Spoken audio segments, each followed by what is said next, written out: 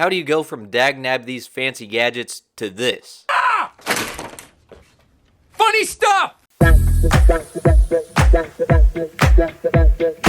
The Diary of a Wimpy Kid characters have been adapted into multiple different versions in these different types of movies, but are these different versions of these characters actually accurate to the books? I think in multiple instances, certain characters were actually kind of changed in terms of their personality, or just in terms of what role they play into the story. Even in the original Diary of a Wimpy Kid movie trilogy, which is very good, I'm not criticizing it at all, some of the characters actually are very different from their book counterparts. So first of all, Manny might be the most different because in the book series, he looks like an alligator, and then in the live action movies, he's not really an alligator, but then he goes back to an alligator in the animated movies. But in terms of his personality, in the books, he's actually a genius. He's like building stuff in their backyard. He knows what he needs to do to survive. I mean, he's just doing all this crazy stuff. And then in the live action movies, he just seems like a normal toddler. The most accurate version of him probably is actually the animated movie version, especially in the Cabin Fever movie where he steals all the food, similar to what he did in the books.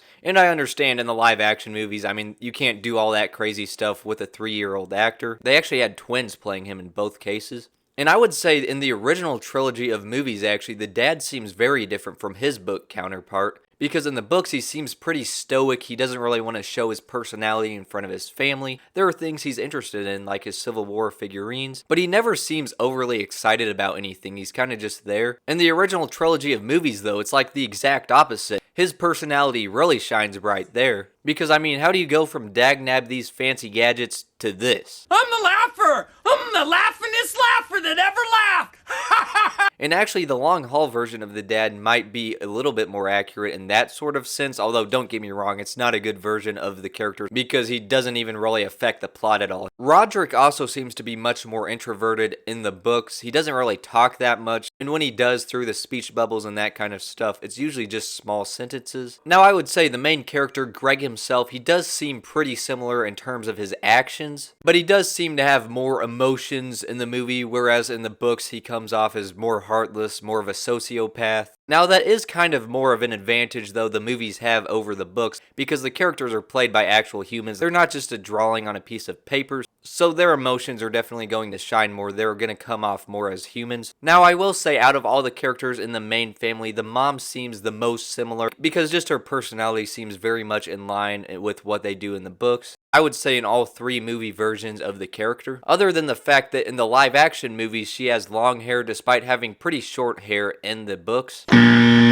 There are actually some characters who do look pretty different in the movies for some reason. Like the grandpa appeared in the original trilogy and he didn't have his glasses and he had a beard for some reason. Not to mention in the book series, Patty Farrell had glasses and then in the movies she did not and her hair was also longer there.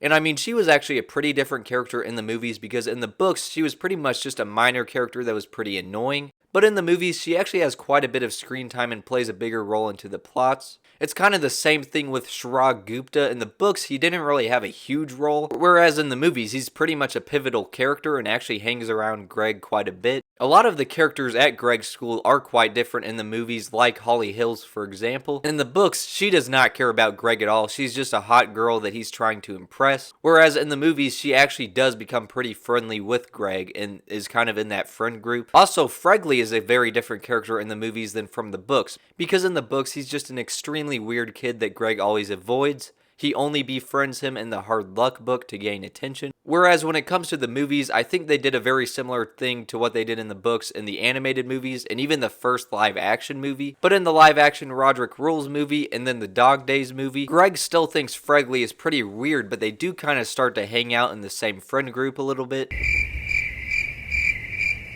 What are you doing? Of course, not to mention, there are some characters in the book series that never appear in the movies. Like Coach Underwood from the book series, they changed him to Coach Malone in the movies. Now, you might have noticed that I haven't mentioned Raleigh and his family yet, and that's because I think they actually probably are the most accurate characters. They just seem very similar in the books and movies. But at the end of the day, I hope this was an insightful look at the Diary of a Wimpy Kid characters when it comes to their book versions and movie versions. But overall, let me know what your favorite version of all these different characters are in the comment section down below. As always, thank you guys so much for watching, and I'll see you guys in the next one.